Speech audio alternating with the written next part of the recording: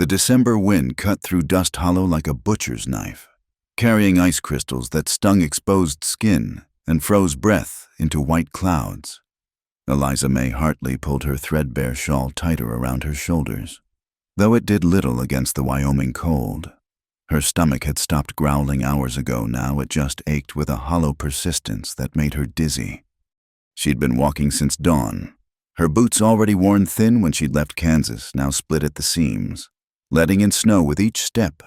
The stagecoach robbery 3 days back had taken everything: her carpet bag with her few dresses, the small purse containing her last $20, even the photograph of her parents. All she had left was what she wore and what she'd hidden in the hem of her skirt, her mother's wedding ring. The market street of Dust Hollow stretched before her, lined with wooden storefronts whose painted signs swung violently in the wind. Men in heavy coats hurried past, their faces buried in wool scarves. A few women in proper bonnets clutched their shopping baskets, eyeing her disheveled appearance with a mixture of pity and suspicion. Eliza knew how she must look, hair escaping from its pins, dress mud-splattered and torn at the hem, face gaunt from 3 days without proper food. The smell from Holbrook's general store nearly brought her to her knees. Fresh bread. The scent drifted through the cracked door each time someone entered, warm and yeasty and impossibly inviting. She pressed her hand against her stomach and forced herself to walk steadily to the entrance. Inside, the store was blessed warmth. A pot-bellied stove glowed in the corner, and shelves lined every wall, stocked with goods that might as well have been treasures from Arabian Nights for all her ability to purchase them. Behind the counter, Mr. Holbrook. A thin man with suspicious eyes and carefully waxed mustaches watched her entrance with obvious displeasure. "Help you, miss?" His tone suggested he'd prefer she leave. Eliza straightened her spine. She hadn't survived 23 years, including the last 2 since her father's death, by showing weakness to men like this. "I need bread. Sir, just a loaf. I can work for it. Sweep your floors. Wash your windows. Anything you need." "Don't need no help," Holbrook said flatly. "This is a business, not a charity house. You got money, you can buy. You don't, you can move along." The other customers, 2 ranch hands examining ammunition and a well-dressed woman selecting fabric, turned to watch. Heat flooded Eliza's cheeks, but desperation outweighed pride. Her fingers found the small bulge in her skirt hem where she'd sewn the ring for safekeeping. "Please," she said, hating how her voice cracked. "I've had nothing for 3 days. I'm not asking for charity. I'll work." "Said I don't need help." Holbrook's voice grew harder. "Now get on out before I—" Eliza's shaking fingers had already started working at the stitches in her hem. The ring tumbled into her palm, a simple gold band with tiny carved flowers, worn smooth by years on her mother's hand.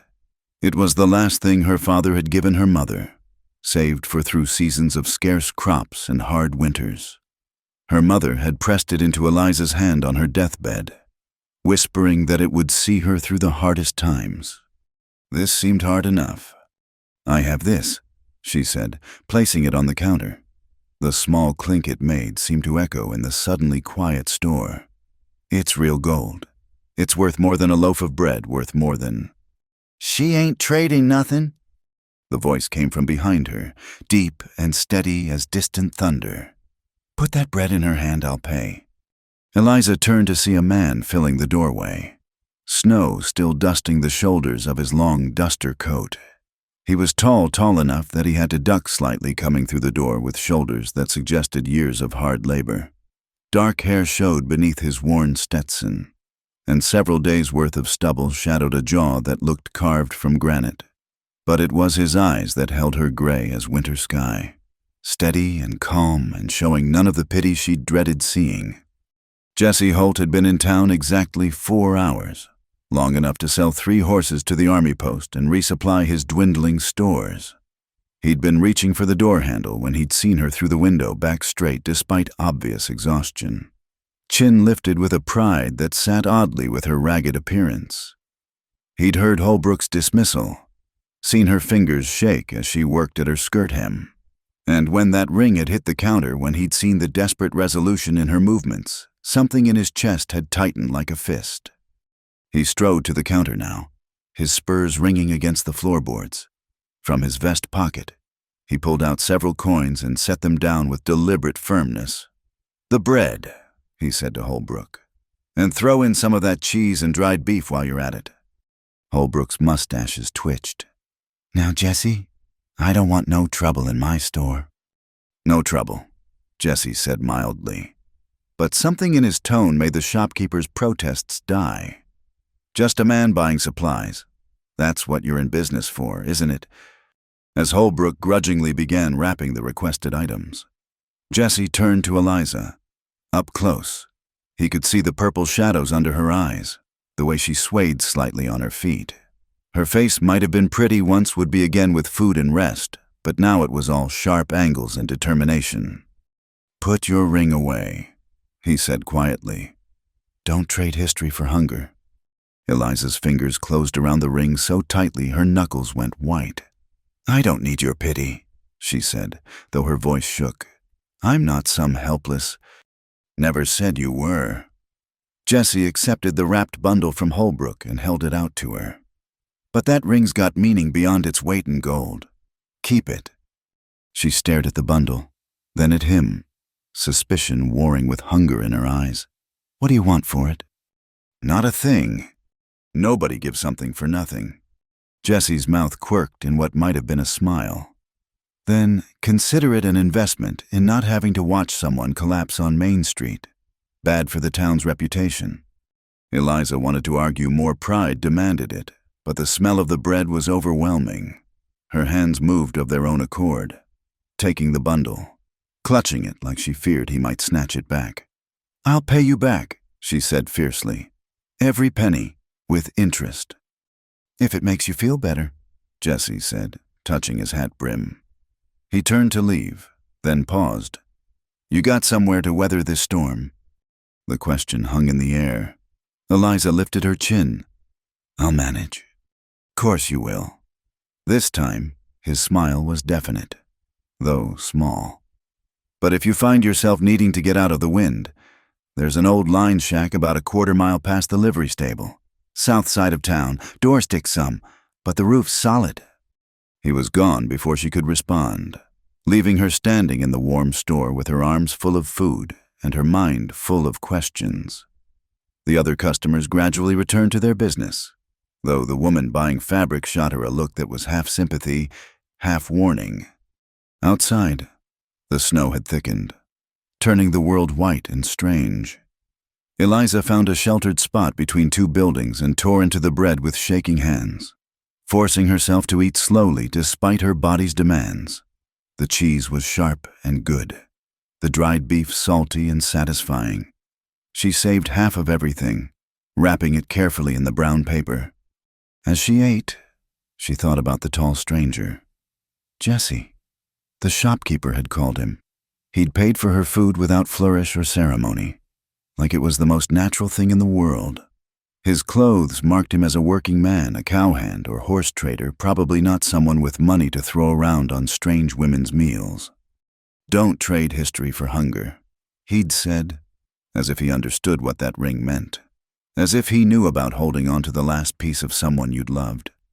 The wind picked up, driving snow horizontal across the street. Eliza finished what she'd allowed herself to eat and stood, muscles protesting.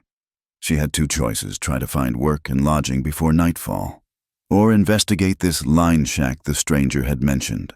Pride said the former. Practicality and the increasing storm suggested the latter. The livery stable was easy enough to find, and true to his word. A quarter-mile past it stood a small wooden structure, barely visible through the snow. The door did stick, requiring her shoulder and determination to force it open, but inside it was dry and surprisingly clean. Someone had used it recently. Split wood was stacked by the small fireplace, and a tin bucket of water sat frozen but ready by the door. Eliza built a fire with the matches she found on the mantel, her numb fingers clumsy but determined. as warmth began to fill the small space. She allowed herself to sink onto the packed earth floor, back against the wall. For the first time in 3 days, she was warm and fed and safe from the storm. Tomorrow she would find work. Tomorrow she would begin repaying the stranger's kindness. Tomorrow she would prove she wasn't someone to be pitied or rescued. But tonight, with her mother's ring safe in her pocket and her stomach no longer empty, she could rest. And if she wondered about gray eyes and quiet kindness, about a man who paid for food he didn't eat and mentioned shelters he didn't need, well, that was just the exhaustion talking. Wasn't it? The morning sun cast long shadows across the frozen ground when Jesse Holt returned to the line shack. He'd told himself he was just checking the place, making sure the roof hadn't caved under the snow's weight. But the thin column of smoke rising from the chimney told him what he'd suspected she'd found it. He dismounted his bay gelding, boots crunching on fresh snow. Through the frost-covered window, he could see her sitting by the fire, carefully mending a tear in her skirt with what looked like thread pulled from the hem. Her movements were precise, economical hands that knew work. Jesse knocked, not wanting to startle her. The needle stopped moving. A moment later, the door cracked open, and those wary brown eyes peered out at him. "Morning," he said, touching his hat brim. Eliza May opened the door wider, chin lifting in that way he was already recognizing. "I'll be moving on shortly. Just needed to wait out the storm." "No rush. Place sits empty most of the time anyway." Jesse gestured to the saddlebags on his horse. "Brought coffee. Figured you might appreciate something hot." Suspicion flickered across her face. "Why?" "Because it's cold, and I've got extra." He kept his tone matter of fact. "Not everything needs a deeper reason." She studied him for a long moment, then stepped aside. Jesse fetched the coffee in a battered pot from his bags, along with 2 tin cups. He worked in silence, aware of her watching him as he measured grounds and set the pot on the fire grate. "You know my name," Eliza said suddenly, "but I don't know yours." "Jesse Holt." He settled back on his heels, watching the flames. "Been working horses around these parts for about 2 years now. And you make a habit of feeding strange women?" "Only on Tuesdays." The corner of his mouth twitched. "It being Thursday, I'm breaking my own rules." Despite herself, Eliza felt her lips twitch in response. It had been so long since anyone had simply talked to her, not demanded, not pitied, just talked. "I meant what I said yesterday. I'll pay you back." "I heard you."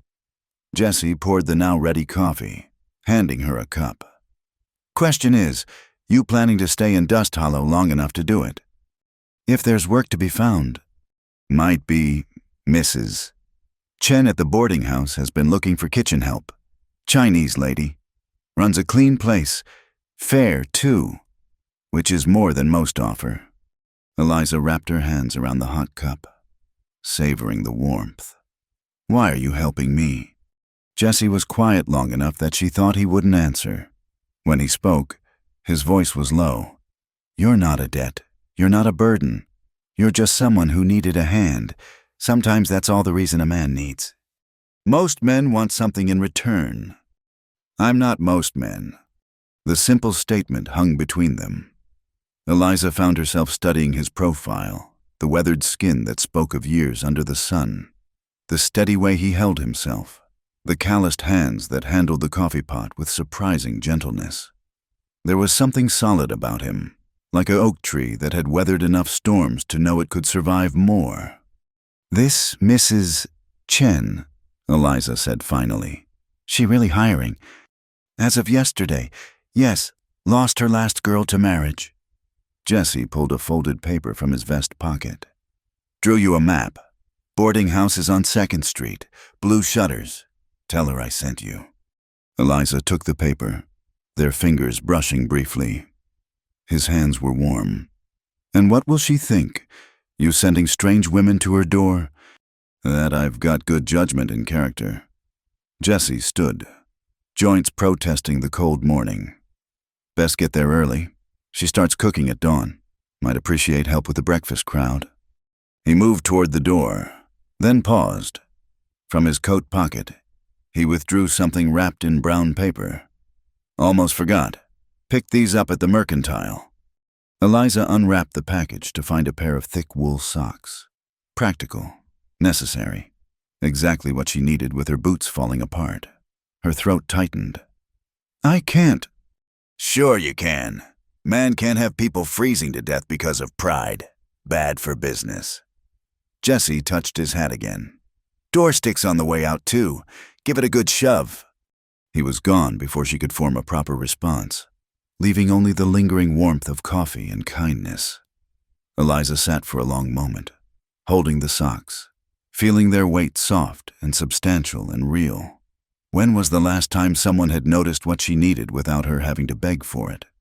An hour later, wearing her new socks and with Jesse's map in hand, Eliza stood before a tidy 2-story building with the promised blue shutters.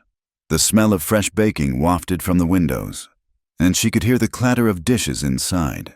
She smoothed her mended skirt, tucked escaped hair behind her ears, and knocked. The woman who answered was small and neat, with silver threading through her black hair and sharp eyes that missed nothing. She looked Eliza up and down, taking in the mended clothes and hollow cheeks, but her expression remained neutral. Mrs. Chen Jesse Holt said you might need kitchen help. Something shifted in the woman's face at Jesse's name, not quite a smile, but a softening. That boy sends me all his strays, she said, though her tone was fond. You cook? Yes, ma'am. Bread, stews, pies, plain food, nothing fancy. Fancy doesn't fill bellies. Can you start now? Eliza blinked. Now yes. Good. Breakfast rush is starting. Aprons on the hook. Kitchen's through there. $1.50 a day plus meals and a room in the attic if you last the week. Mrs. Chen was already turning away. And girl Jesse Holt's word carries weight in this house. Don't make him regret giving it. The kitchen was a whirlwind of activity. But Eliza had grown up cooking for harvest crews. She fell into the rhythm, easily frying eggs, flipping flapjacks, filling coffee cups for the steady stream of miners and ranch hands who crowded the dining room. Mrs. Chen watched her work with those sharp eyes, occasionally barking corrections. But by the time the breakfast rush ended, she was nodding approval. You'll do, she announced, handing Eliza a plate heaped with food. Eat. You're too thin to be useful if you faint over my stove. As Eliza ate, trying not to wolf down the best meal she'd had in months, she thought about Jesse Holt. He'd appeared in her life for mere minutes, but already he'd changed its trajectory. Food, shelter, work, all because a stranger had decided she wasn't a debt to be collected or a problem to be solved, but simply someone deserving of help. That evening, bone-tired but satisfied, Eliza climbed the narrow stairs to her attic room. It was small but clean, with a narrow bed, a washstand, and luxury of luxuries, a small window overlooking the street. She'd earned this, she told herself. Yes, Jesse had opened the door, but she'd walked through it on her own strength. Still, as she settled into the first real bed she'd had in days, Eliza found herself thinking of gray eyes and quiet kindness somewhere in this town. Jesse Holt was probably tending his horses or sharing coffee with other cowboys, giving no thought to the woman whose life he'd altered with a few coins and fewer words. You're not a debt. You're a guest, he'd said in that steady way of his, as if her worth wasn't tied to what she could give back, as if simply existing was enough to deserve kindness. Eliza May Hartley had learned young that the world was hard, and help always came with a price. But lying in her narrow bed, stomach full and tomorrow's work assured, she wondered if maybe, just maybe, she'd found an exception to that rule. A man who saw a hungry woman with nothing to trade but memory, and decided that feeding her mattered more than being paid. A man who understood that sometimes the greatest gift was treating someone's dignity as non-negotiable. A man named Jesse Holt, who'd probably saddle his horse tomorrow and ride out to work without knowing he'd given her back something she'd thought was lost. Hope that kindness still existed in the world, even in a wind-scoured place like Dust Hollow, as sleep finally claimed her. Eliza made a promise to the darkness she would pay him back. Yes, but not because she was a debt to be settled. Because some kindnesses deserved to be matched, measure for measure, until the world had a little more light in it than before. The canvas tent stood like a weathered sentinel at the edge of Dust Hollow, where the town gave way to scrubland and the endless Wyoming sky. It had been 2 weeks since Jesse Holt had found Eliza May shivering in the line shack, and in that time, she'd caught only glimpses of him, a tall figure passing the boarding house windows, the sound of his spurs on Main Street's boardwalk. Now she stood at his tent's entrance, a basket of fresh bread and preserves on her arm. Mrs. Chen had mentioned Jesse lived rough, camping outside town rather than taking a room. "That boy treats comfort like it might bite him," the older woman had said, shaking her head. "Lives with his horses better than most men live with their families." "Mr. Holt," Eliza called out, not wanting to presume entry. The tent flap pulled back, and there he was, shirt sleeves rolled up despite the cold, a harness in his hands that he'd been mending. Surprise flickered across his features before settling back into that steady calm she remembered. "Miss Hartley." He set the harness aside. "Something wrong at the boarding house?" "No, nothing wrong." She lifted the basket slightly. "Mrs. Chen thought you might appreciate some fresh bread. Said you haven't been by for meals lately." Jesse's mouth quirked. That woman thinks every man in Wyoming is starving without her cooking. "Are you—" The question hung between them, more weighted than she'd intended. Jesse stepped aside, gesturing for her to enter. The inside of the tent was sparse, but organized a cot with an old army blanket, a small camp stove, leather and tools arranged neatly on a makeshift table. It smelled of horses and leather oil and something indefinably masculine. "I manage," he said, taking the basket with a nod of thanks. "Coffee?" "If it's no trouble." He was already reaching for the pot. Eliza watched him work, noting the economy of movement, the way he made the small space seem less confined simply by how he moved through it. Through the tent's open flap, she could see his horses picketed nearby, 3 of them, well-fed and carefully groomed despite their owner's Spartan living conditions. "Why here?" she asked suddenly. "Why not take a room in town?"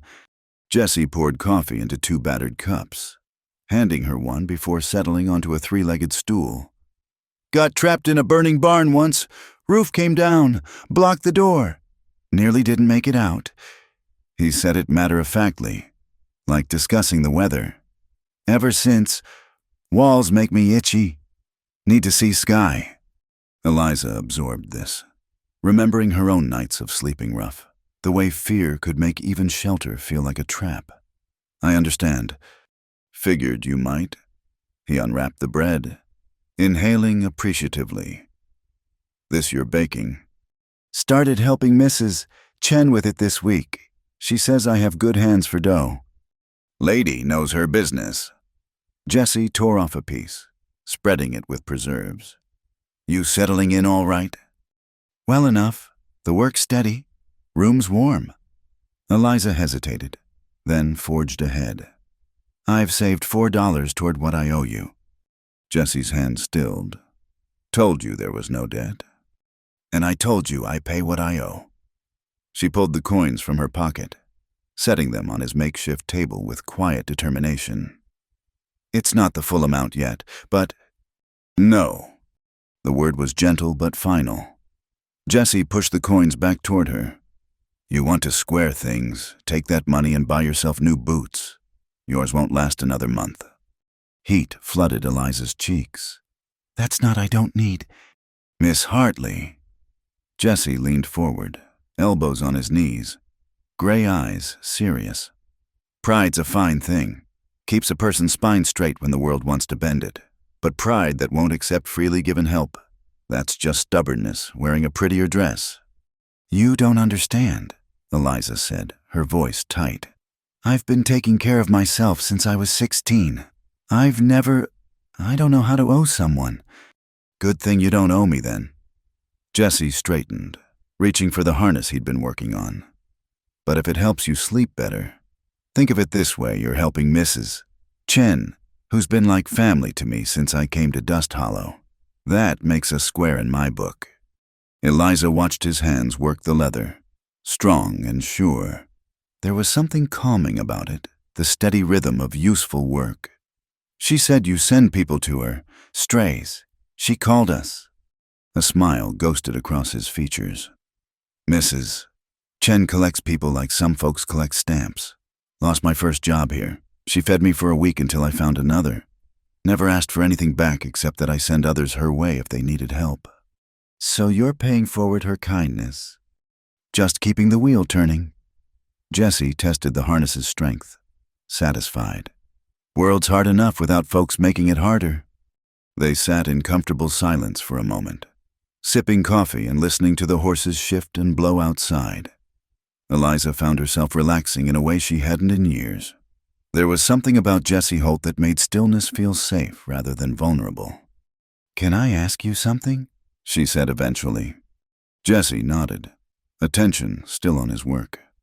"That day in the store, why did you really help me? And don't say it was just because—" He was quiet long enough that she thought he wouldn't answer. When he finally spoke, his voice carried the weight of memory.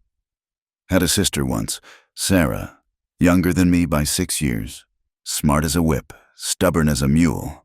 After our parents died, I tried to take care of her, but I was just a kid myself, 17 and thinking I knew everything." Jesse set down the harness, staring at something beyond the tent walls. "Winter hit hard that year. I was working cattle drives, sent money when I could, but it wasn't enough.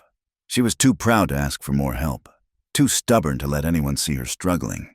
By the time I made it back," he cleared his throat. "Found out later she'd tried to trade our mother's locket for food. Shopkeeper turned her away. She caught fever walking home in the cold, and—" "Jesse!" Eliza's hand moved instinctively, stopping just short of touching his arm. "Long time ago," he said, voice steady again. "But when I saw you in that store, ready to trade something that mattered for something you needed, couldn't just walk by, not again." The weight of his confession settled between them. Eliza understood now the careful distance he maintained, the way he helped without hovering, the respect he showed for her independence even as he offered aid. He wasn't trying to save her. He was honoring his sister's memory by making sure no one else stood alone in their hardest moment. "I'm sorry," she said softly, "about Sarah." "She would have liked you," Jesse said, surprising them both. "Same kind of steel in the spine." A horse nickered outside, breaking the moment. Jesse stood, suddenly seeming to fill the small space. "Speaking of work, I've got 3 horses to deliver to the fort tomorrow. Early start." Eliza recognized the dismissal and rose, gathering her basket. At the tent entrance, she paused. "Jesse, thank you for telling me." He nodded, that almost smile playing at his lips again. "You're not a debt, Miss Hartley. Not to me, not to anyone. Remember that." As she walked back toward town, Eliza turned his words over in her mind. She'd spent so long measuring her worth in what she could give back, what she could earn or trade or sacrifice. But Jesse saw something different, saw her as someone with inherent worth, separate from what she could provide. The coin still sat heavy in her pocket. Pride demanded she find a way to repay him. But perhaps there were other forms of currency. Perhaps making sure his kindness to her became kindness to others was payment enough. Perhaps accepting help with grace was its own form of strength. Behind her, she could hear Jesse talking to his horses, his voice low and soothing. A man who chose sky over ceiling, who carried his sister's ghost in acts of quiet generosity, who understood that sometimes the greatest gift wasn't the bread itself, but the dignity of receiving it without obligation. Eliza May Hartley had thought she understood the rules of the world. Everything had a price. Kindness came with strings, and standing alone was the only way to stand strong. But Jesse Holt was rewriting those rules with every gesture, showing her a different way to move through the world. A way where helping and being helped were part of the same river, flowing endlessly forward, carrying everyone towards something better than what they'd known before. The late afternoon wind whipped across the plains, sending dust devils dancing between the scattered buildings at the edge of Dust Hollow. Eliza had just finished helping Mrs. Chen prepare supper when she heard the commotion, horses neighing, men shouting, and above it all, a sharp cry of pain. She rushed outside to see Jesse's tent in disarray. One of the support poles had snapped in the wind, and in trying to secure his spooked horses, he'd gotten tangled in the ropes. His shirt was torn, and even from a distance, she could see blood seeping through the fabric. Without thinking, Eliza hiked up her skirts and ran. By the time she reached him, Jesse had freed himself from the ropes but was cradling his left arm against his chest, his face pale beneath its tan. "Let me see," she said, reaching for him. "It's nothing," Jesse said through gritted teeth, stepping back. "Just a scrape." "Jesse Holt, you stop being stubborn this instant and let me look." Something in her tone must have broken through because he stilled, allowing her to gently pull the torn shirt aside. The wound ran from his shoulder blade down to the middle of his back, not just a scrape, but a deep gash that needed immediate attention. Older scars crisscrossed his skin, white lines against the weathered bronze, telling stories of other injuries. Other times he'd probably insisted he was fine. "This needs cleaning and stitching," Eliza said firmly. "Come to the boarding house." "No." Jesse pulled away, already reaching for his shirt. "I'll manage." "With one good arm, you can barely move." Eliza planted herself in his path. "Is this about money? Because Mrs. Chen won't charge." "It's not about money." Jesse's jaw tightened. I don't need tending." Eliza studied him, this man who slept under canvas rather than walls, who helped others but struggled to accept help himself. Understanding dawned. "You were alone when you got those other scars, weren't you?" Jesse's silence was answer enough. "Well, you're not alone now," Eliza said, her voice gentler but no less determined. "And I'm not leaving you to bleed all over your tent, so you can come willingly, or I can get Tommy Chen and Marcus from the smithy to carry you. Your choice." Despite the pain, Jesse's mouth quirked. "That's extortion, Miss Hartley." "That's practicality, Mr. Holt. Now come on before you bleed yourself unconscious and I have to drag you myself." She gathered what supplies she could find in his tent, a clean shirt. A flask of whiskey she suspected was more for cleaning wounds than drinking, while Jesse reluctantly saddled one of his horses. He couldn't mount properly with his injured arm, so Eliza led the horse while he walked beside it, one hand on the saddle for support. "Mrs. Chen took one look at them and switched into rapid Chinese that Eliza was beginning to recognize as her worry language. She ushered Jesse into the kitchen, shooing out the two boarders who'd been lingering over coffee. "Shirt off, Mrs." Chen commanded, already heating water. "Eliza, get the medical box from my room. 3rd shelf, blue tin." Jesse sat stiffly on the kitchen stool, clearly uncomfortable being the center of attention. When Eliza returned with the supplies, she found him shirtless. "Mrs." Chen tisking over the wound. "Could have been much worse," the older woman said. "But need stitches. Yes, 4, maybe 5. She looked at Jesse sternly.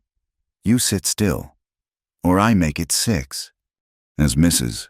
Chen worked, Eliza found herself holding Jesse's good hand, letting him squeeze when the needle bit deep.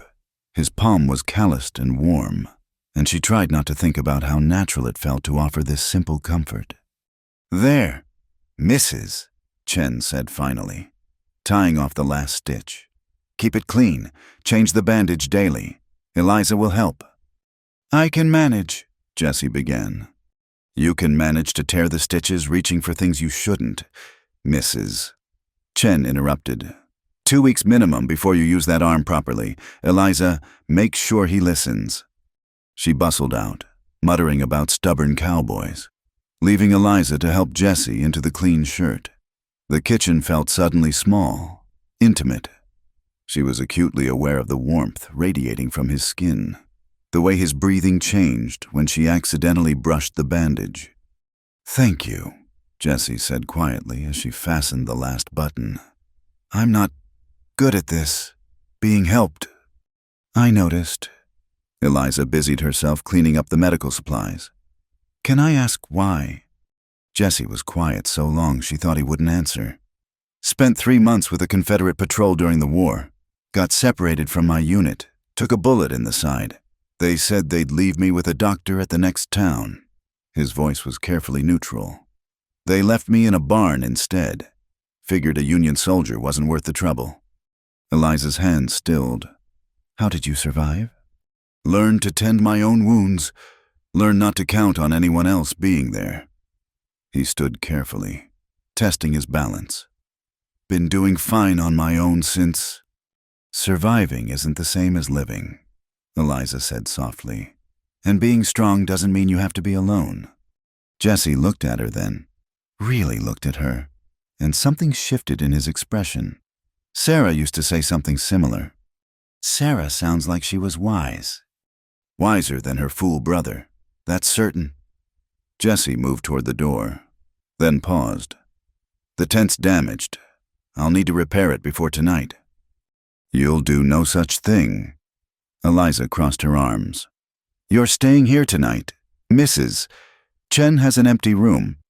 And before you argue about payment, you can consider it partial compensation for all the customers you've sent her way." "Miss Hartley." Mr. Holt," Eliza matched his stubborn tone. "You told me once that pride that won't accept help is just stubbornness in a prettier dress. Were those just pretty words, or did you mean them?" Jessie's mouth opened, then closed. Finally, unexpectedly. He chuckled a rusty sound like he didn't make it often. "Using my own words against me, that's fighting dirty." "That's fighting smart," Eliza corrected. "Now, you need food and rest. And if you try to sneak out in the night, I'll know. My room's right above the back door, and it squeaks something terrible." Over the next days, Eliza fell into a routine of tending Jessie's wound. He was a difficult patient, restless, uncomfortable with stillness, constantly trying to do more than he should. But gradually, incrementally, he began to accept her help. She learned things in those quiet moments that he hummed tunelessly when thinking, that he knew the names and habits of every horse in town, that he'd taught himself to read from a Bible and a book of Shakespeare he'd found in an abandoned cabin. In return, she found herself sharing pieces of her own story, her father's gentle hands as he taught her to bake, her mother's laughter before the sickness took her, the way hunger could make you consider trading away pieces of your soul. "I was once the one with nothing too," Jessie said one evening as she changed his bandage. The wound was healing well, pink and healthy. "After the war, after Sarah, I drifted for years, just had to heal somewhere that didn't ask too many questions." Eliza's hand stilled on the bandage. "Is that why you helped me? Because you remembered?" "Partly." Jessie's voice was thoughtful.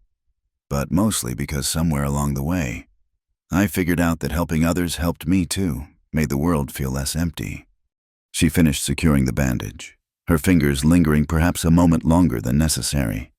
"For what it's worth, I'm glad you stayed in Dust Hollow." Jessie caught her hand before she could pull away, his thumb brushing across her knuckles. "So am I." The moment stretched between them, fragile and full of possibility. Then footsteps on the stairs broke the spell, and Eliza stepped back, busying herself with putting away supplies while her heart did curious things in her chest. That night, as she lay in her narrow bed, Eliza thought about scars, the ones you could see and the ones you couldn't. Jessie carried both kinds, had learned to armor himself in solitude and self-sufficiency. But he was letting her past those defenses, stitch by stitch, just as she was learning to lower her own. Tomorrow, his wound would be healed enough for him to return to his tent, to his horses, and his carefully maintained independence. But something had shifted in these days of forced proximity. The distance between them had narrowed, filled with shared understanding and the quiet intimacy of allowing someone else to see your vulnerability. Jesse Holt had once told her she wasn't a debt to be paid. Now, tending his wounds and earning his trust, Eliza was beginning to understand that perhaps neither of them were debts or burdens. Perhaps they were simply two people learning that healing happened best when you didn't have to do it alone. The spring market day brought Dust Hollow to life with vendors, traders, and townsfolk filling the main street. Eliza moved between the stalls, basket on her arm, selecting vegetables for the boarding house kitchen. She'd been working for Mrs. Chen for 2 months now, and the routine felt comfortable, stable, a feeling she'd almost forgotten existed. Well, if it isn't the girl who tried to trade jewelry for bread. The voice, sharp and carrying, made Eliza's shoulders tense. She turned to find 3 women watching her. Mrs. Holbrook, the store owner's wife, flanked by 2 others she recognized as prominent merchants' wives. Their dresses were fine, their expressions less so. "Mrs. Holbrook," Eliza said evenly, continuing to examine the potatoes. "Surprised Jesse Holt's charity case is still in town." "Mrs.?" Holbrook continued, loud enough for nearby shoppers to hear. "Though I suppose some girls know how to make themselves useful to lonely cowboys." Heat flooded Eliza's cheeks, but she kept her voice steady. "I work for Mrs. Chen. Honest work for honest wages." "Oh, we've all seen you tending to Jesse's wounds." Another woman chimed in. "Very devoted nursing for a man who's not your husband, or even your intended. Christian charity." "Mrs." Holbrook said with a smile that held no warmth, though some might call it by other names. A woman living off a man's generosity, spending time alone with him in his tent. "That's enough." The voice came from behind Eliza. "Old Martha Spencer, who ran the bakery." The elderly woman stepped forward, her cane tapping sharply on the packed earth. "Seems to me," Martha said, fixing Mrs. Holbrook with a steely gaze, "that gossiping in the market is hardly Christian behavior, and I distinctly remember your own daughter requiring Jesse Holt's help when her husband ran off last year. He paid her stage fare to her sister's without asking for so much as a thank you." "Mrs." Holbrook's face flushed. "That was different." "Was it?" Martha turned to Eliza. "Pay them no mind. Dear, some folks got nothing better to do than flap their gums about lives they know nothing about." The women retreated, but Eliza could feel eyes on her as she finished her shopping. The whispers followed her, barely audible, but unmistakably present. By the time she returned to the boarding house, her hands were shaking. "Mrs." Chen took one look at her face and steered her into the kitchen. "Sit, tea first, then talk." Eliza found herself spilling the whole encounter, anger and hurt tumbling over each other. "They made it sound so sordid, like I'm some kind of—" She couldn't finish the sentence. "Desperate woman who dared accept help, Mrs." Chen's voice was dry. "Yes, terrible scandal. Next you'll be guilty of breathing their air without permission." "It's not funny," Eliza said miserably. "What if people believe them? What if Jesse hears—" "Jesse Holt cares less about gossip than a fish cares about rain." "Mrs." Chen poured more tea. "But you're right. Talk can hurt a woman in ways it can't touch a man. Question is what you do about it." That evening, Eliza was kneading bread with perhaps more force than necessary when she heard familiar footsteps. Jesse appeared in the kitchen doorway, hat in hand. "Heard there was some trouble at the market," he said without preamble. Bad news travels fast. Eliza didn't look up from the dough. "Martha Spencer's got a voice that carries—" Jesse moved closer. "You all right?" "I'm fine." She slammed the dough down harder. "Just learning my place in the social order of Dust Hollow." "Eliza." His use of her first name made her hands still. "Look at me." She turned reluctantly. His gray eyes were serious but warm. "You know none of that matters. Right? Small people say small things because it makes them feel bigger. It matters if it damages your reputation, or mine." Eliza's voice cracked slightly.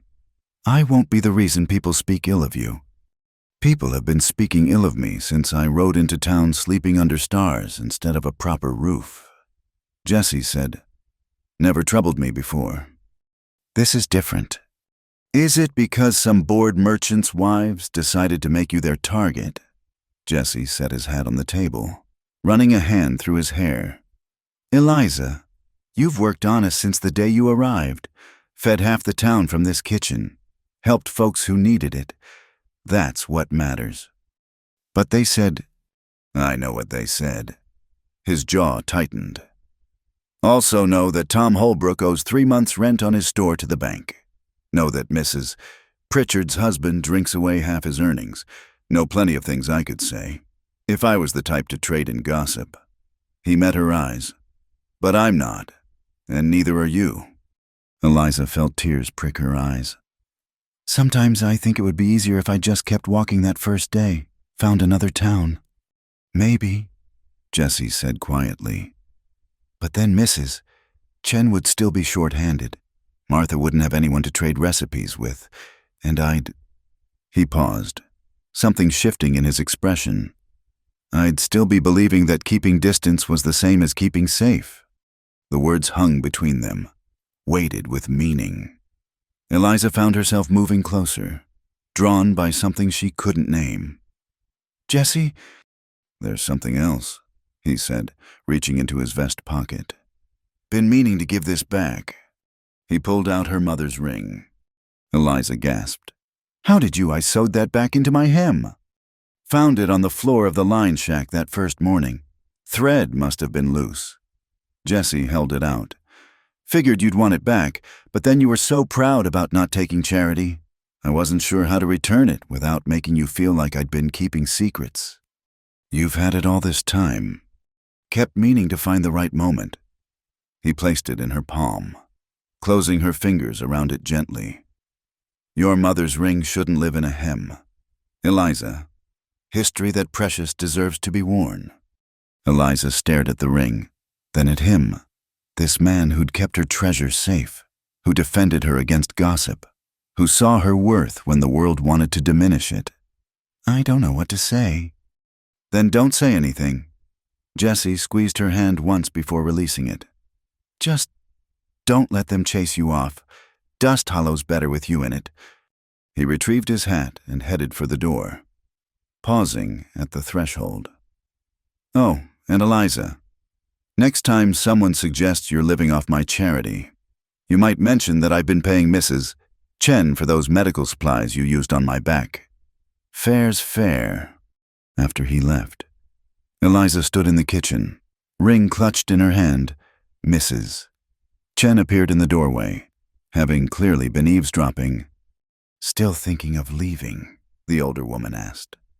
Eliza looked at the ring, then slipped it onto her right hand where it caught the lamplight. "No, I'm done running from small-minded people." "Good." Mrs. Chen smiled. "Because I have plans for this place, and they include you. Been thinking of expanding, serving lunch as well as breakfast. Need someone I trust to help run it." "You mean a partnership?" "Equal shares once we're established. You've got a head for business under all that pride." Mrs. Chen's eyes twinkled. "What do you say, ready to give those gossips something real to talk about?" Eliza thought of Jesse's words, of Martha's defense, of all the people in Dust Hollow who'd shown her kindness. She thought of her mother's ring, finally in the light where it belonged. "Yes," she said firmly. "I'm ready." That night, as she prepared for bed, Eliza caught sight of herself in the small mirror. The gaunt, desperate woman who'd stumbled into town was gone. In her place stood someone stronger, still scarred, still careful, but no longer alone. The gossips could talk. Let them wonder and whisper and weave their stories. She had work to do, a business to build, a life to create. And maybe, just maybe, a quiet cowboy who kept her treasures safe and made her believe she was worth more than survival. Tomorrow would bring new challenges, new whispers, new tests of the life she was building. But tonight, with her mother's ring on her finger and hope in her heart, Eliza May Hartley felt like she could face whatever came next. She'd offered everything she had for bread. Instead, she'd found something far more nourishing, a place to belong. Work that mattered, and people who saw her worth had nothing to do with what she could trade. The summer heat had settled over Dust Hollow like a heavy blanket, making the kitchen work almost unbearable. Eliza wiped sweat from her brow as she pulled another batch of biscuits from the oven. The lunch service had been bustling their expansion, proving more successful than even Mrs. Chen had anticipated. But for the past week, Jesse had been noticeably absent. "He's taken to eating at the saloon," Marcus from the smithy mentioned when Eliza casually asked. "Seen him there most evenings, quiet-like in the corner." Eliza tried not to let it bother her. Jesse was a grown man, free to eat where he pleased. Yet the careful distance he'd begun maintaining felt deliberate, calculated. He still nodded when they passed on the street, still touched his hat brim in that respectful way of his, but the easy conversations had stopped. "You're burning the beans, Mrs.," Chen observed, pulling Eliza from her thoughts. "Sorry." Eliza quickly stirred the pot, but her mind remained elsewhere. "Mrs. Chen, do you think, did I do something to offend Jesse?" The older woman sighed, setting down her cleaver. "Child, for someone so smart about business, you're remarkably dim about men. He's not offended. He's scared." Scared Jesse? The idea seemed impossible. She'd seen him handle spooked horses and rowdy cowboys with the same steady calm. Different kind of scared. Mrs. Chen returned to chopping vegetables. Kind that comes when a man starts feeling things he didn't plan on feeling. Easier to pull back than risk the hurt. That evening, Eliza made a decision. She packed a dinner basket, fried chicken, fresh biscuits, apple pie, and headed for Jesse's camp. The summer evening painted the grassland gold, and she could see his tent in the distance, that familiar sentinel at the edge of town. But as she approached, she heard voices. Jesse's low rumble and another, higher, female. Eliza slowed, uncertain, then recognized the speaker, Catherine Winters, the banker's daughter. Young, pretty, and from what Eliza had heard, recently returned from finishing school back east. "So lonely out here by yourself," Catherine was saying, her voice carrying that practiced sweetness. "Papa says you're quite successful with your horse trading. A man like you should have a proper house, a proper life." "I do fine as I am," Jesse replied, but his tone was polite, not dismissive. Still, Catherine continued, "I do worry about you. Perhaps you'd join us for Sunday dinner. Papa would so enjoy discussing business." Eliza stood frozen, basket heavy in her hands. Of course, Catherine Winters was everything she wasn't young, unburdened by hardship, from a good family, the kind of woman a man built a proper life with, not a former vagrant who'd once tried to trade her mother's ring for bread. She turned to leave, but her boot caught a stone, sending it skittering. Both heads turned toward her. "Miss Hartley," Catherine said, her smile sharp as glass. "What brings you out here, surely Mrs. Chen doesn't require deliveries to the camps." Eliza lifted her chin, finding her spine. "Just bringing dinner to a friend. But I see you're already entertained, Mr. Holt." Something flickered in Jesse's eyes. Was it relief, regret? She didn't stay to find out. Eliza set the basket on a nearby stump and walked back toward town, maintaining her dignity even as her chest tightened with each step. She'd made it halfway when she heard boots behind her. "Eliza, wait!" She kept walking. Miss Winters seemed to have things well in hand. Wouldn't want to intrude. "There's nothing to intrude on." Jessie caught up, moving to block her path. "She shows up sometimes. Her father sends her, I think, something about investment opportunities." "How nice for you. The banker's blessing would certainly help your business." Eliza tried to step around him, but he moved with her. "I don't want the banker's blessing." "Then what do you want, Jessie?" The words burst out sharper than intended. "Because I can't figure it out." One day you're defending me to gossips. The next you're avoiding the boarding house like it's got plague. You return my ring and tell me I belong here. Then you disappear. What am I supposed to think? Jesse removed his hat, running a hand through his hair in that gesture she'd come to recognize as his tell for discomfort. I'm afraid the simple honesty of it stopped her cold. Of what? Of you? Of this? He gestured between them.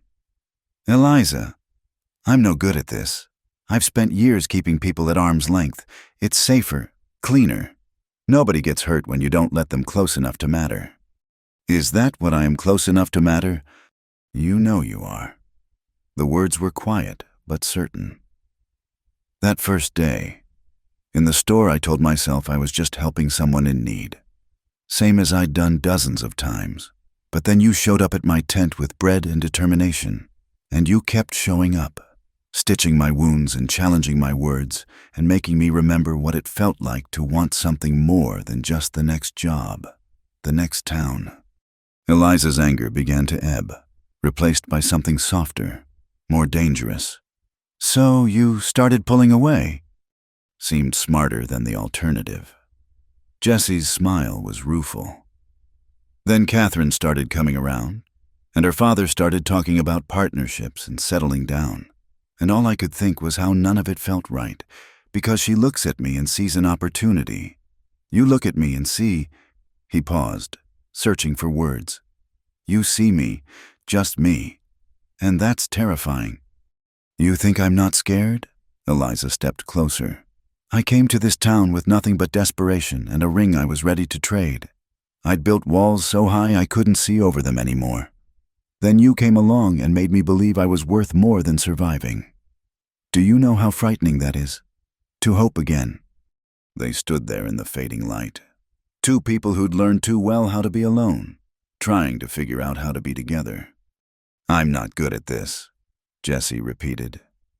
But I'm tired of eating bad food at the saloon because I'm too much a coward to face what I feel when I see you.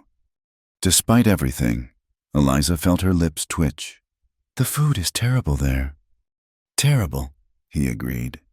Tom can't cook worth a damn. You'll get scurvy. Probably. I suppose, Eliza said slowly. As a responsible member of this community, I can't let that happen. You'll have to come back to the boarding house. For your health. For my health, Jesse agreed solemnly, though his eyes held warmth. And if I happen to enjoy the company while I'm there, then that would be a pleasant coincidence. Jesse reached out, tentatively taking her hand. His thumb brushed across her knuckles, tracing the band of her mother's ring. I can't promise I'll be good at this. I'll probably pull away again when I get scared. Old habits. And I'll probably push too hard when you do, Eliza admitted. I've gotten used to fighting for what I want. Maybe that's what we both need. Someone who won't let us retreat to what's comfortable.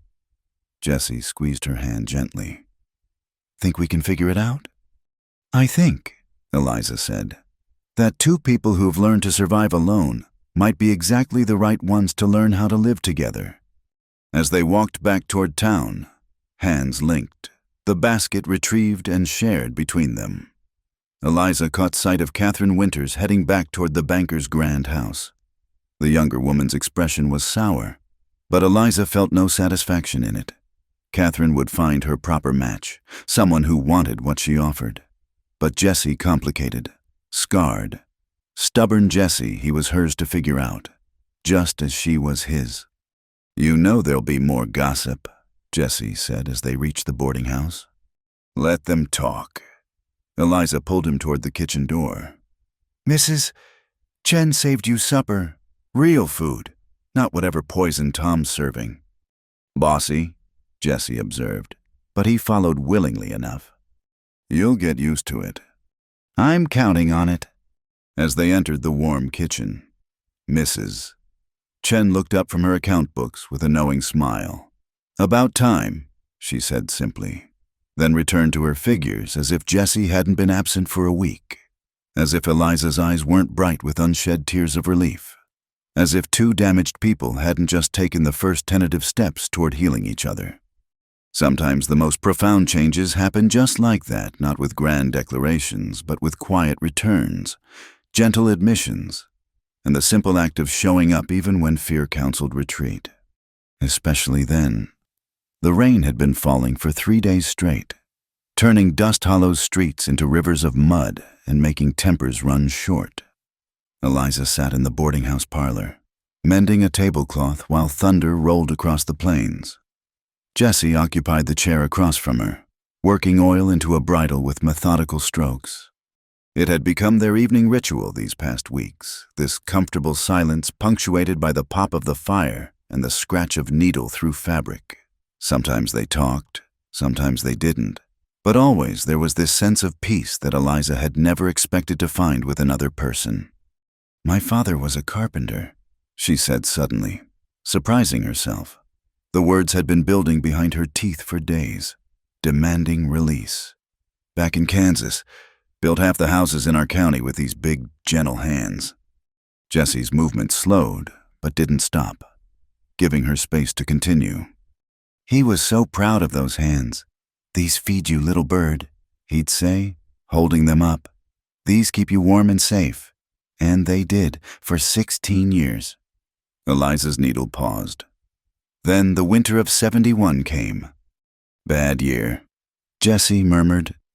"Lost a lot of folks that winter. The work dried up first. Nobody builds in winter that hard. Then the food started running low. Pa," her voice caught. "Pa stopped eating, told Ma and me he wasn't hungry, that the cold killed his appetite. We believed him because we needed to." The fire crackled. Outside, rain hammered against the windows. "Found him collapsed in his workshop on Christmas Eve. Doctors said his body had been eating itself for weeks, keeping us fed while he starved." Eliza's fingers had gone white around the needle.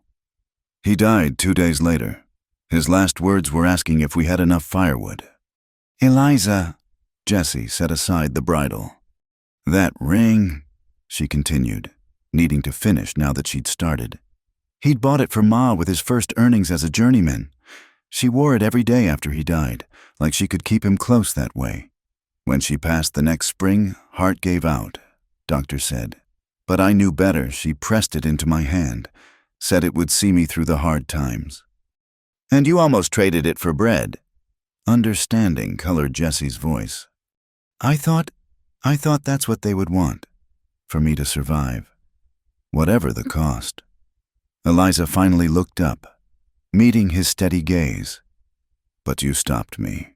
You saw what I couldn't in that moment, that some things matter more than just making it through another day." Jessie moved then, crossing to kneel beside her chair. His hand covered hers, warm and calloused and real. "Your father sounds like a man worth remembering." He gave everything for us." A tear escaped, tracking down her cheek. "I've spent 5 years trying to prove I was worth that sacrifice, working until my hands bled, taking whatever wages I could get, never asking for help because that felt like admitting he died for nothing. That's not what he died for." Jessie's thumb brushed away the tear. "He died so you could live, not just survive. There's a difference." "I'm beginning to see that." Eliza turned her hand in his, interlacing their fingers.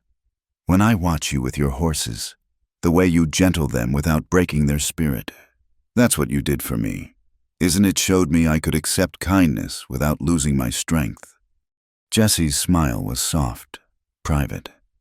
"You've got that backwards. You're the one who gentled me, made me remember there's more to life than the next horizon." The storm chose that moment to intensify, sending something crashing outside. Jessie was on his feet instantly, moving to the window. Sounds like it came from the camps.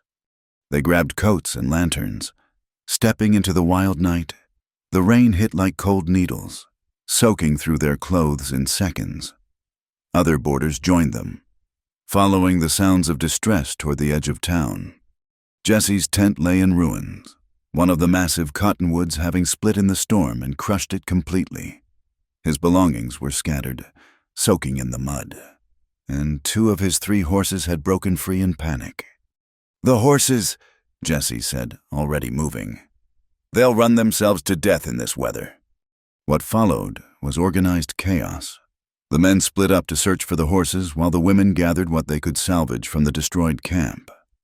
Eliza found herself directing the effort with a calm she didn't feel, sending Tommy Chen for rope, organizing a human chain to haul salvageable items to the boarding house barn.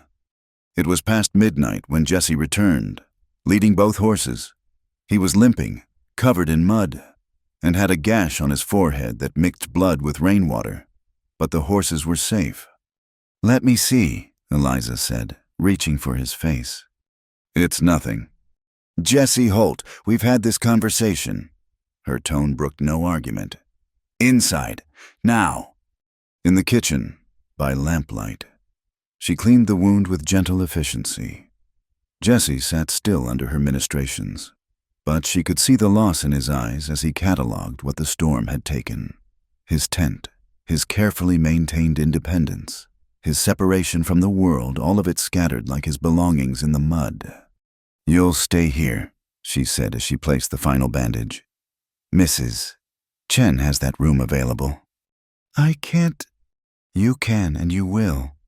Eliza cupped his face, forcing him to meet her eyes. "No arguments, no pride, just say yes." Jesse was quiet for a long moment. "Then, that tent was my last wall. Without it, maybe you'll finally let yourself have a home instead of just a stopping place." "Is that what this is?" His hand came up to cover hers. "Home, if you want it to be." The next days passed in a blur of activity. The storm damage was extensive throughout Dust Hollow, and everyone pitched in to help repair and rebuild. Jesse's horses were stabled properly for the first time, and his salvaged possessions found their way into the room Mrs. Chen insisted on giving him at a fair rate, which Eliza suspected was far below actual fare. But it was the evenings that told the real story. Jesse, no longer able to retreat to his solitary tent, found himself drawn into the life of the boarding house. He fixed the perpetually squeaking door, reinforced the chicken coop, and somehow ended up teaching young Marcus Chen basic horsemanship in exchange for help with daily chores. "You're nesting," Eliza teased one evening, finding him repairing a chair that had been wobbly for months. "Just making myself useful." But he was almost smiling. "Can't sit idle while everyone else works." "Or maybe," she suggested, settling beside him with her ever-present mending, "you're finally letting yourself belong somewhere." Jesse set down his tools, considering. "Sarah would have loved this," he said quietly. "A real community, people looking out for each other. She always said I was too quick to run, too slow to trust." "Sisters usually know best." "So do women who try to trade rings for bread." He caught her hand, thumb brushing over her mother's ring. "Eliza, I need to tell you something." Her heart stuttered, but she kept her voice level. "Oh." "I'm not good with words, better with actions, but you should know." He took a breath. "That first day, when I saw you ready to trade this ring, it wasn't just about helping someone in need. It was like looking at myself 5 years ago, ready to trade away anything that mattered just to stop hurting. And I thought, if I could just keep one person from making that trade." "You saved more than the ring that day," Eliza said softly. "No." Jesse shook his head. "You saved yourself.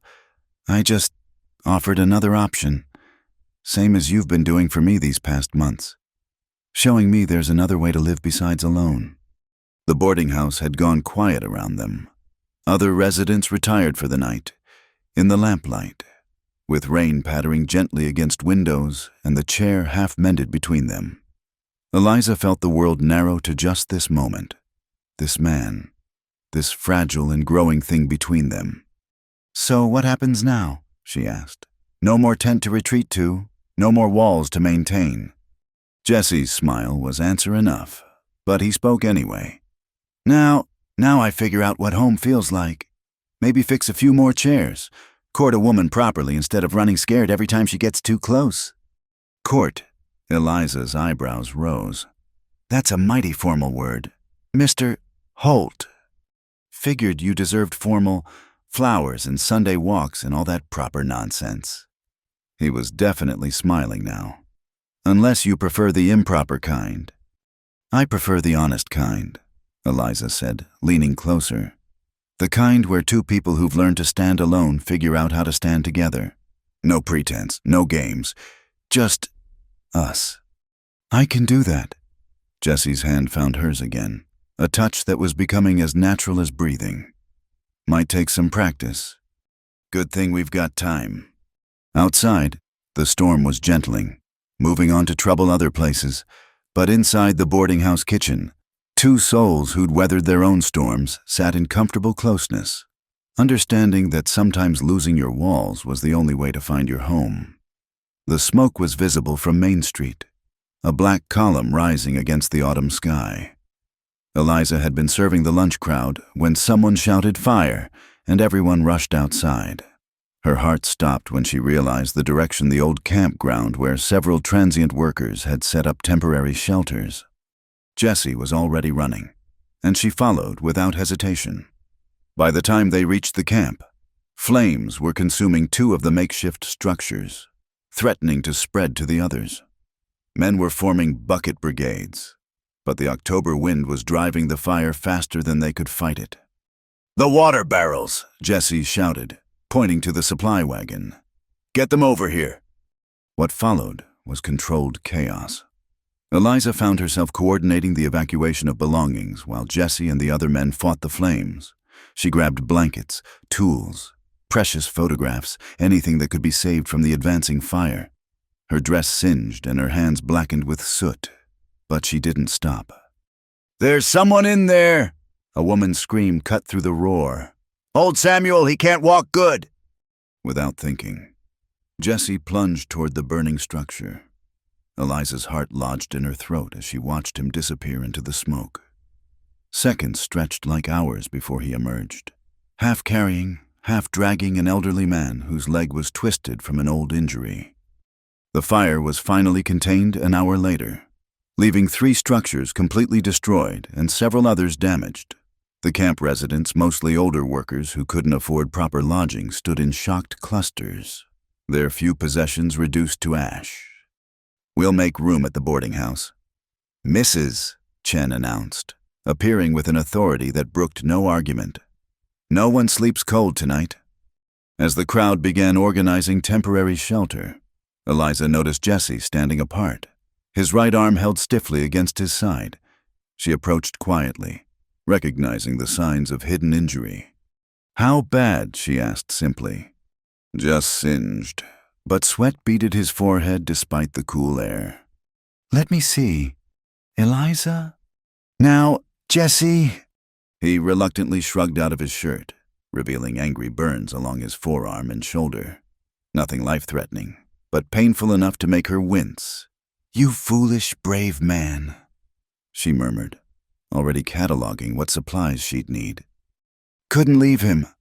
Jessie's jaw was tight with pain. "Nobody should burn alone."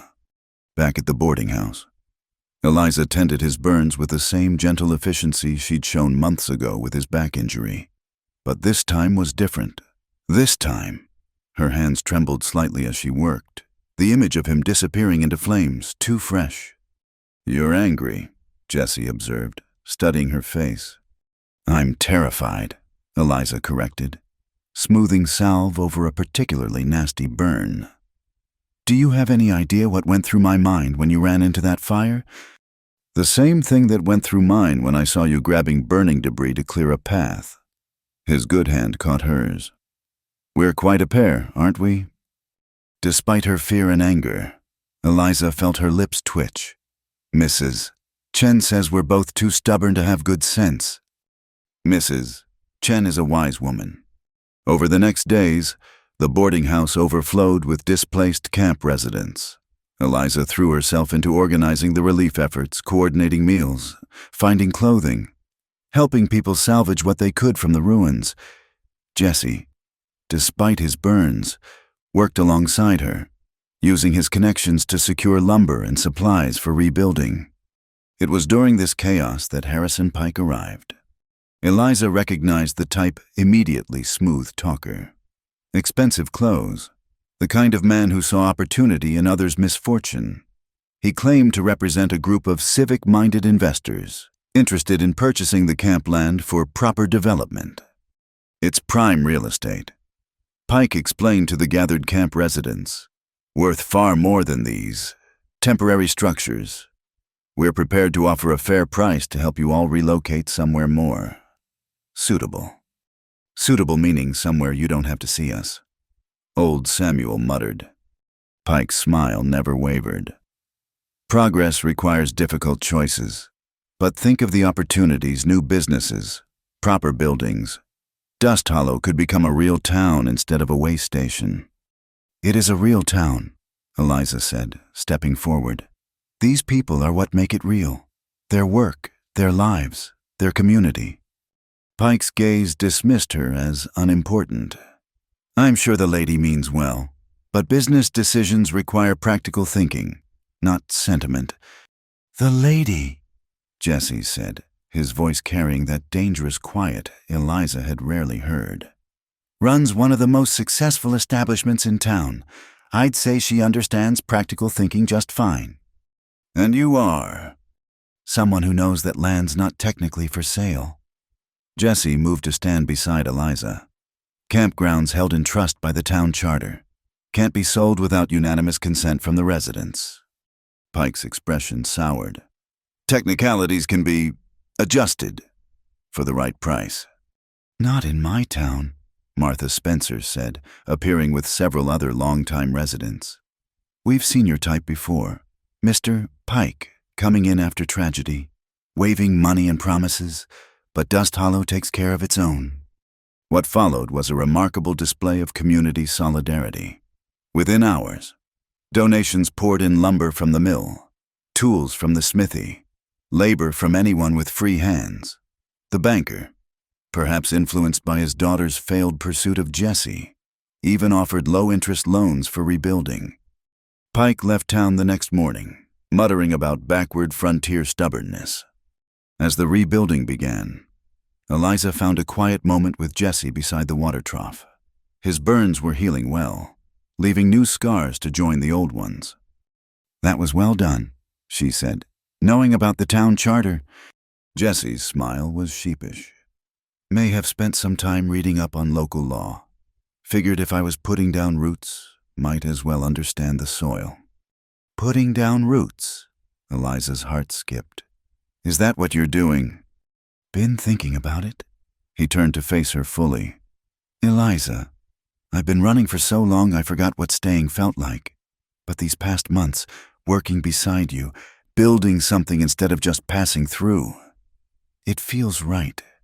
Even with interfering women who drag you into community activism. Especially then. His hand found hers. You remember what I told you that first day? Don't trade history for hunger. I remember. Well, I've been thinking, maybe it's time I stopped trading future for fear. Jessie squeezed her hand. This fire, seeing how everyone came together, how you organized the whole response without even blinking. I want to be part of building something that lasts.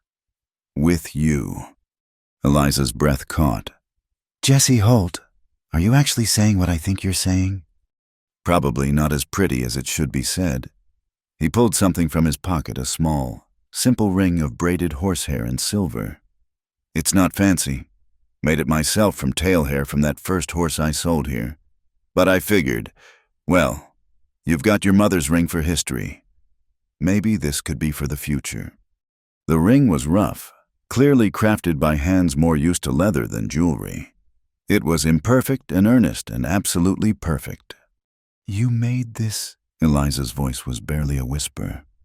Wanted something that was just ours. No history except what we make. Jesse's usual confidence had given way to vulnerability. If you'll have me, scars, stubbornness, and all.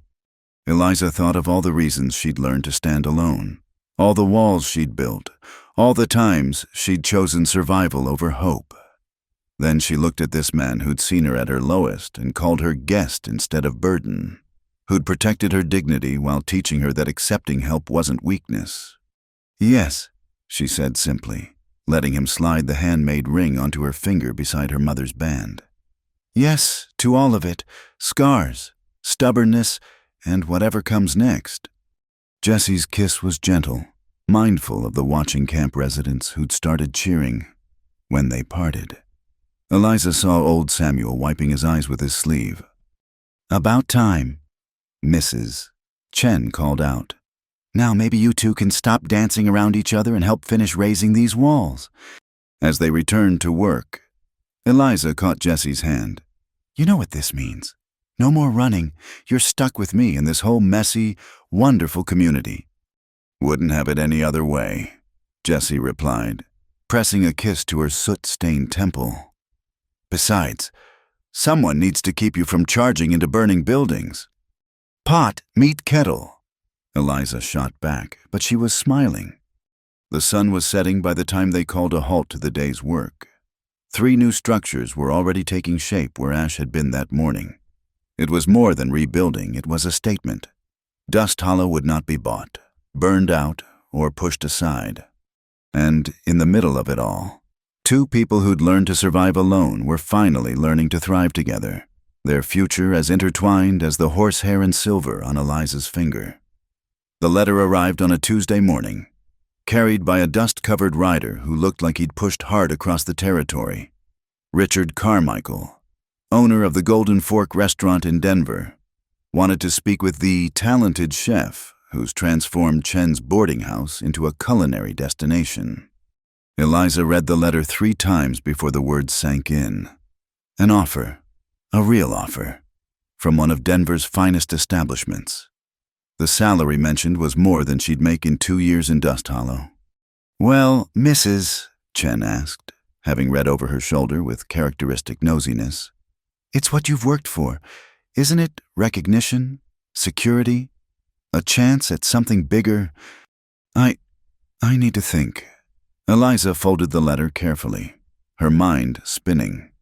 She hadn't told Jesse yet. He was out at the Mitchell Ranch, helping break their new horses. Wouldn't be back until evening. Throughout the day, as she kneaded bread and served customers, the letter seemed to burn in her apron pocket. Denver. She'd dreamed of such opportunities back when she was surviving on pride and determination alone. A prestigious position, a steady income, a chance to build something entirely her own. "Heard you got some fancy mail," Martha Spencer mentioned casually over her afternoon tea. Good news travels fast in a small town. "Just an inquiry," Eliza deflected, but Martha's knowing look said she wasn't fooled. By evening, word had somehow spread as word always did in Dust Hollow.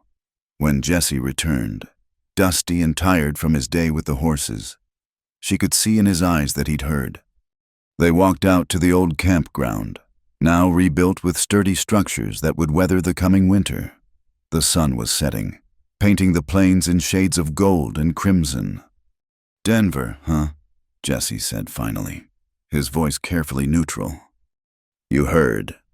Tom at the saloon made sure everyone heard, says the Golden Fork is quite a place. Real fancy.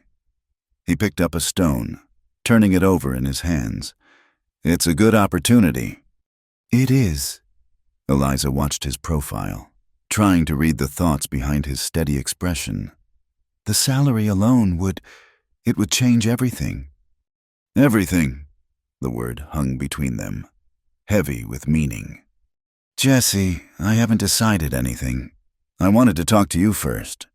"No." He turned to face her, and she was surprised to see not anger but something closer to resignation. "This is your decision, Eliza, your career, your future. I won't be the weight that holds you down." "You're not a weight." The words came out sharper than intended. "How can you even think that?" "Because I know what it's like to be tied to a place by someone else's needs." Jesse's voice was quiet. "I stayed in Missouri an extra year because Sarah begged me not to leave. If I'd gone when I'd planned, maybe I could have sent more money. Maybe she—" He stopped, shaking his head. "I won't be someone's regret." "And I won't be someone's sacrifice." Eliza shot back. If you think I'd throw away what we have for a fancy kitchen and a bigger salary, then maybe you don't know me as well as I thought. They stood facing each other. Two people who'd spent so long being independent that they'd forgotten how to factor someone else into their equations. I watched my mother waste away after my father died, Eliza said finally. Not from illness, but from losing her other half. I swore I'd never need someone that much. Never let my happiness depend on another person. She stepped closer, close enough to see the flecks of amber in his gray eyes. But somewhere between that first bowl of soup in your tent and watching you run into a burning building, I broke that promise. I need you, Jesse Holt, not for survival, not for security, but because you make me want more than just getting by. Jesse's control cracked. He pulled her close, burying his face in her hair. I'm scared, he admitted, the words muffled against her shoulder. Scared that staying here means you're settling for less than you deserve. Scared that one day you'll wake up and realize you could have had so much more. More than what? Eliza pulled back to look at him. More than a man who sees my worth without needing to own it. More than a community that's become family. More than building something real with someone who understands that accepting help isn't weakness. She cupped his face in her hands. There is no more. Jesse, this is everything. The money would buy me a nice room in a city where I know no one. It would buy me prestige in a place that doesn't know my story. She thought of her mother's ring, of almost trading history for hunger. I've learned the difference between surviving and living. The golden fork would help me survive better, but here, with you, with Mrs.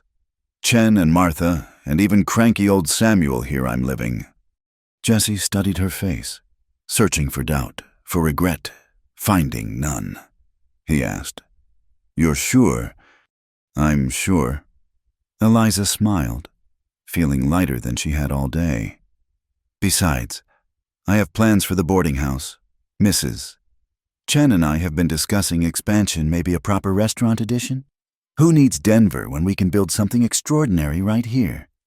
Eliza May Hartley, are you choosing me over professional advancement? Despite the serious conversation, Jesse's mouth quirked in that almost smile she loved. I'm choosing us over everything else, she corrected. Although, if you ever run into another burning building, I reserve the right to reconsider. Fair enough? He kissed her then, soft and sure, a promise without words. They walked back toward town as stars began to appear in the darkening sky. Tomorrow, Eliza would write a polite refusal to Mr. Carmichael, thanking him for the opportunity but explaining that she'd found something in Dust Hollow that no salary could purchase. You know, Jesse said as they reached the boarding house, I've been thinking about building a proper house. Nothing fancy, just something solid. 2 bedrooms, maybe 3. Real kitchen for a real cook. 3 bedrooms, Eliza raised an eyebrow. Well, Jesse's ears reddened slightly. Man's got a plan ahead. Indeed he does. She squeezed his hand, thinking of futures that held more than just survival, of children who would never have to choose between dignity and hunger, of love that strengthened rather than diminished. That night, she helped serve dinner to a full dining room, camp workers and merchants, travelers and townspeople all sharing meals and conversation. Mrs.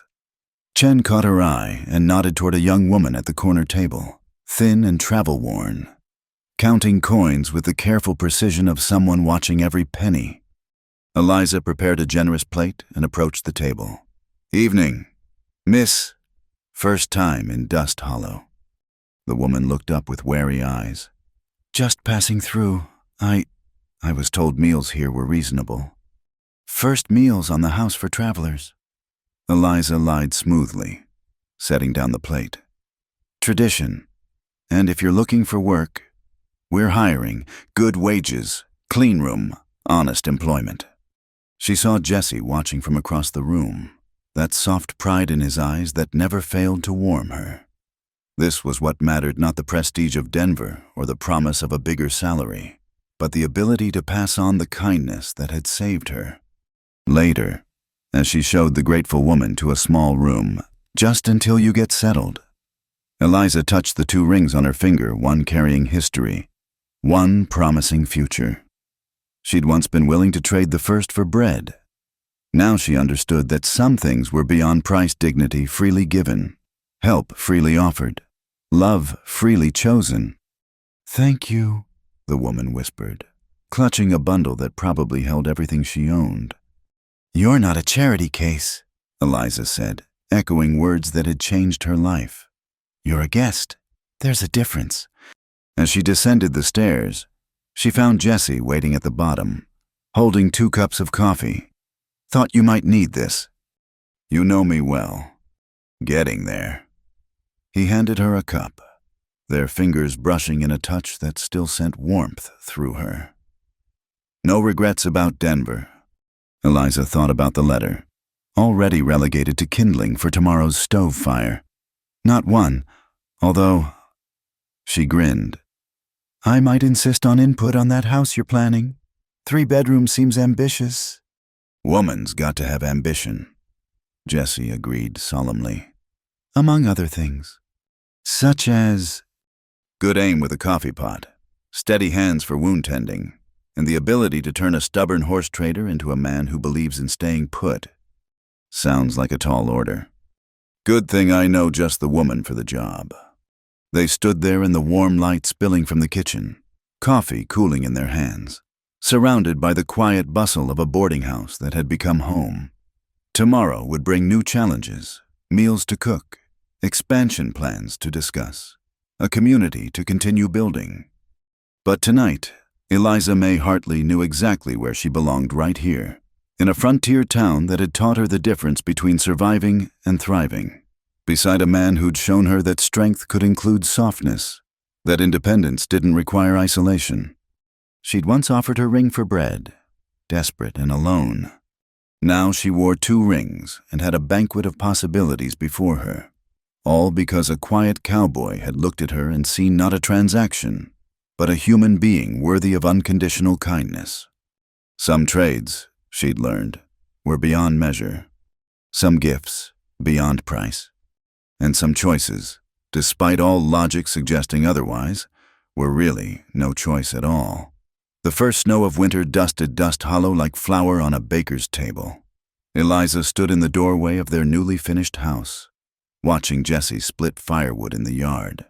2 months married, and she still felt a flutter when he pushed his hat back and smiled at her that certain way. "You'll catch cold standing there," he called, swinging the axe with practiced ease. "Just admiring the view," she called back, earning a laugh that warmed her more than any fire could. Their house was modest, 2 bedrooms for now, with space to add that ambitious third when needed. But it was theirs, built with Jesse's hands and the help of half the town, furnished with gifts from a community that had embraced them both. The kitchen was Eliza's domain, larger than strictly necessary, with a new stove that Mrs. Chen had insisted on contributing as investment in future business ventures. Mrs. Holt. Young Marcus Chen came running up the path, breath clouding in the cold air. "Ma says come quick, there's a wagon broken down on the East Road, family with children, and the woman's in a bad way." Eliza was already reaching for her coat. "Tell her we'll bring blankets and hot food." Within the hour, the boarding house was bustling with activity. The stranded family, the Kowalskis, Polish immigrants heading west, huddled near the stove while Eliza and Mrs. Chen tended to the pregnant mother who'd gone into early labor from the stress of travel. "We can't move her," the traveling doctor determined. "Baby's coming whether we're ready or not." What followed was a long night of controlled chaos. Eliza found herself assisting the doctor while Jesse helped Mr. Kowalski repair their wagon. The other children, 3 boys ranging from 5 to 12, sat wide-eyed in the kitchen, being fed soup and stories by Martha Spencer.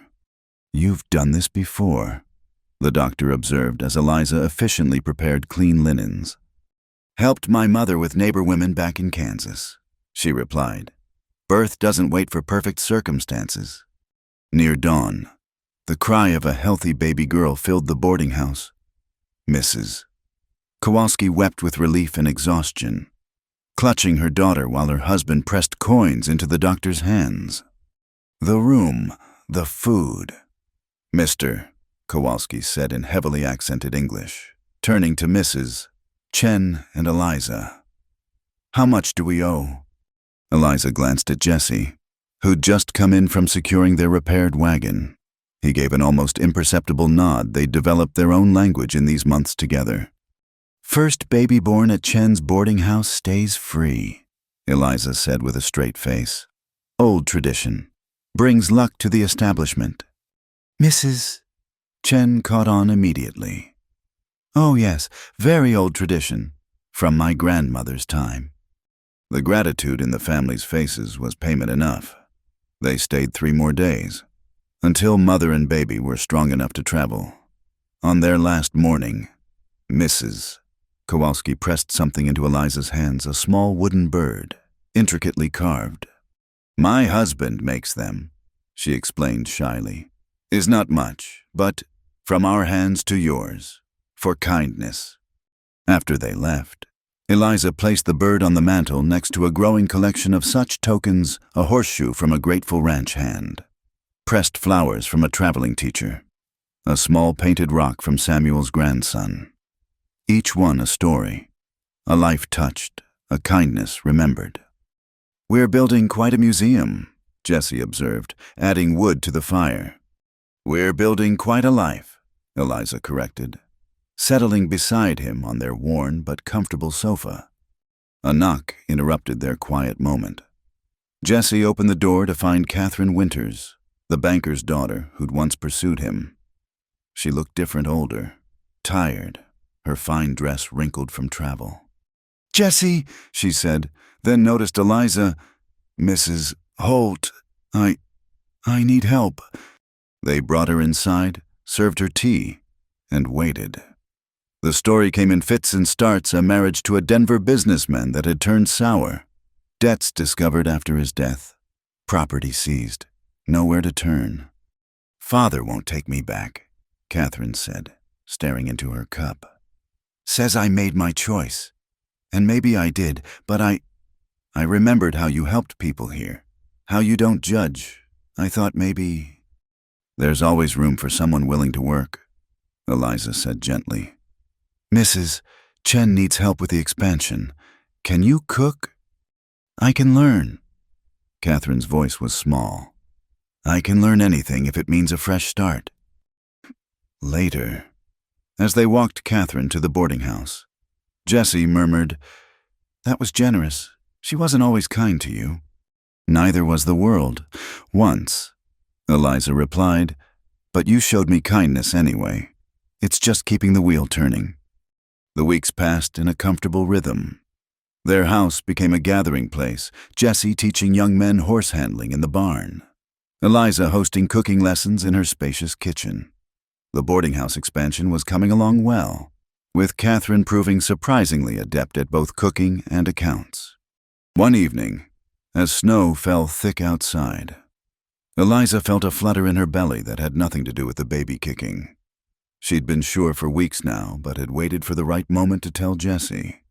She found him in the barn, brushing down his favorite mare. Room for one more? She asked. Always, he said without looking up. Who needs help now? Well, Eliza moved closer, taking his hand and placing it on her slightly rounded middle. This one won't be ready for help for about 5 more months. Jesse went perfectly still. Then his eyes met hers, wide with wonder. You mean that 3rd bedroom might come in handy after all? He dropped the brush and pulled her close, his laugh rumbling through both of them. Eliza May Holt, you magnificent woman. Nervous, terrified, he admitted. But the good kind, the kind that means something wonderful's coming. They stood there in the barn, snow falling outside, horses nickering softly around them, and Eliza thought about the journey that had brought them here. From a desperate woman willing to trade her mother's ring for bread to a beloved wife and soon-to-be mother, surrounded by community and purpose. You know what I was thinking, Jessie said against her hair. Dangerous pastime. I was thinking we should put up a sign at the edge of town. Welcome to Dust Hollow, no trades necessary. Eliza pulled back to look at him. What? Like what I told you that first day. Some things shouldn't be traded. Dignity, history, hope. He cupped her face gently. Everyone who comes here hungry or desperate or alone should know this is a place where help comes without cost, where being human is enough to deserve kindness. The town council might object to such philosophy on a sign. Eliza teased, but her eyes were bright with unshed tears. Then we'll make it a plaque. Put it right on the boarding house. She ain't trading nothing. He quoted himself with a grin. Put that bread in her hand. I'll feed you, not trade you. Eliza finished softly. You remember exactly what you said. Remember everything about that day? Scared, stubborn woman with eyes like a wounded deer and pride like a mountain? He kissed her forehead. Best investment I ever made. I wasn't an investment. No, Jessie agreed. You were a beginning. That night, as they sat by their fire, Eliza penned a letter to Mr. Kowalski's cousin in Chicago, who'd written asking if the stories of Dust Hollow's kindness were true. She told him they were, that there was work for willing hands and room for honest hearts. She sealed it with wax and pressed her mother's ring into it, leaving its impression flowers worn smooth by time, but still visible, still beautiful. Tomorrow would bring new challenges, a baby to prepare for, a business to run, a community to tend. There would be more broken wagons on the road, more desperate faces at the door, more opportunities to choose between what was easy and what was right. But tonight, with Jessie's hand resting on the promise of new life, with snow blanketing their sturdy house, with the wooden bird and horseshoe and painted rock standing witness to lives changed tonight, everything was perfect. She'd once been ready to trade her most precious possession for a single loaf of bread. Now she understood that the best things in life weren't trades at all. They were gifts, freely given and freely received, creating a wealth beyond any banker's counting. I love you, she told Jessie, words that still felt miraculous to speak aloud. And I love you, he replied, pulling her closer. No trades, no debts, no conditions, just love. Outside, Dust Hollow slept under its blanket of snow. A small town with a big heart where nobody had to trade their treasures for bread. Where a quiet cowboy and a determined woman had proven that sometimes the best response to a cruel world was simple, revolutionary kindness. Where every meal served, every door opened, every hand extended whispered the same truth. You are not a burden. You are not a trade. You are a guest at the table of humanity, and there is always room for one more. The fire crackled. The snow fell. And in a modest house at the edge of town, two people who'd learned to survive alone continued the beautiful, difficult work of learning to thrive together. Some stories end with riches or revenge, glory or gold. This one ends with something far more precious: a home, a hearth, and the promise that tomorrow, when someone arrives hungry and desperate at their door, they'll hear the words that can change everything. You ain't trading nothing. Come in and eat. Thank you so much for listening to this story. I'd love to know where you're listening from. Please share in the comments below so we can connect and discuss your thoughts about Eliza and Jessie's journey. If you enjoyed this tale from the Wild West, please subscribe to Wild West Stories 1850. Give this video a like and hit the hype button to help more people discover these heartwarming stories of courage, kindness, and love on the frontier.